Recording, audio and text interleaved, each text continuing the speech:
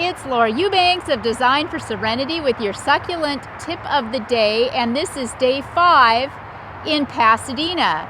And while we are continuing planting out pots, planting out little vignettes, tweaking irrigation, tweaking lights, I'm also taking time to walk the property and look with close eyes at the installation areas that I put in a year and 2 years ago. And what I noticed was that some of these agave coloradas have an infestation of scale. Now, you notice I said infestation. If there was a couple of little spots here and there, I would just hit this with some insecticidal soap and call it a day. But because they are covered in it, and because I'm only here once a year, I'm going to go ahead and take care of this with a chemical.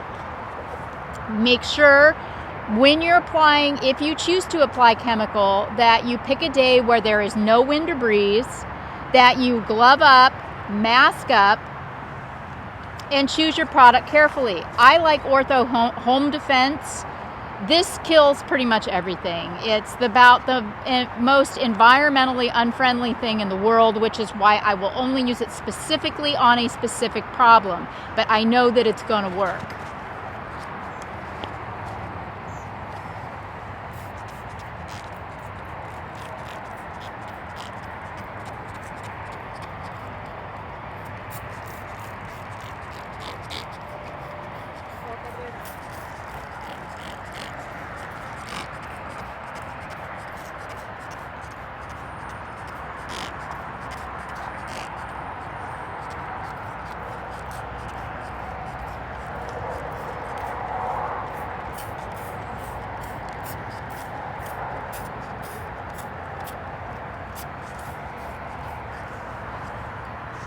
Now, I also hit the rock with this spray. I went heavily because sometimes the insects can hide out in the soil.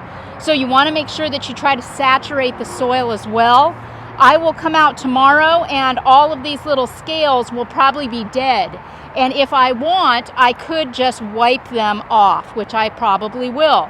Will scale kill a plant in time? Of course, but it also can leave unsightly little scars on the leaves. So it's just a really good thing to take care of. Now on a happy note, let's take a look. We can cut through our barrel colony and go over and look at the Bromeliad garden.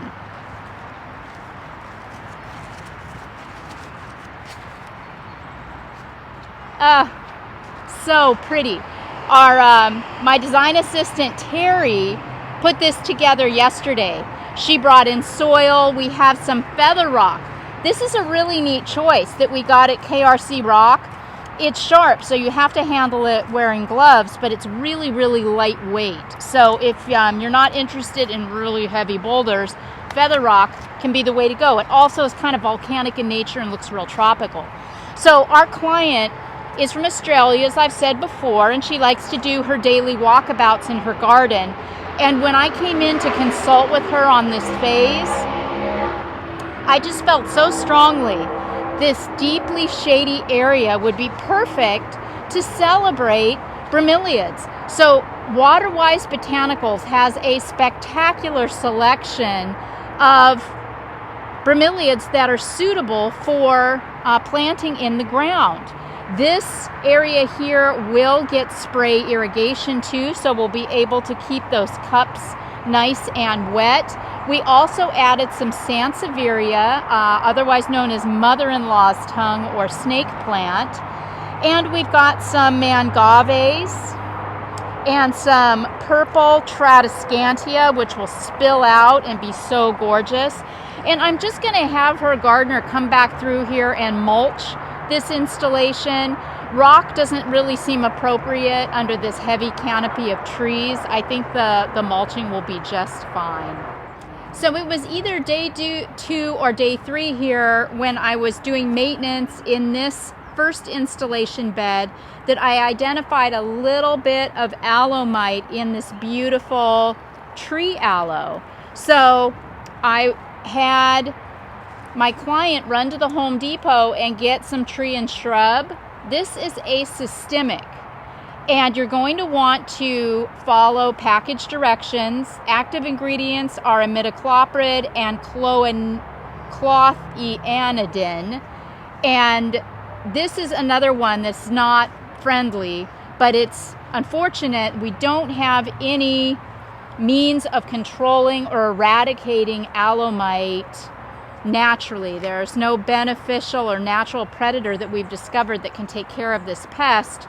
So again, taking every precaution and applying the pesticide only to the area where it needs to go, not broadcasting it throughout the garden. If it's possible to remove the area of aloe mite from the plant, that is always the best course, like if you see it on a leaf or if you see it on a bloom. But in this case, it's right on the trunk, kind of in between the branches at the crotch.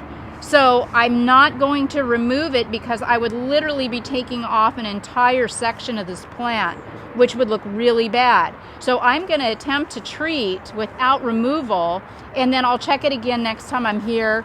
If it's spreading, then, we'll have to do some surgery. But here goes nothing.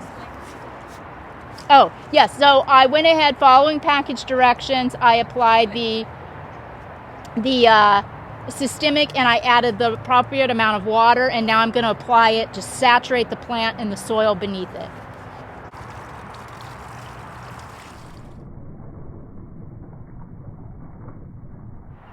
So be sure and tune in tomorrow for the grand reveal.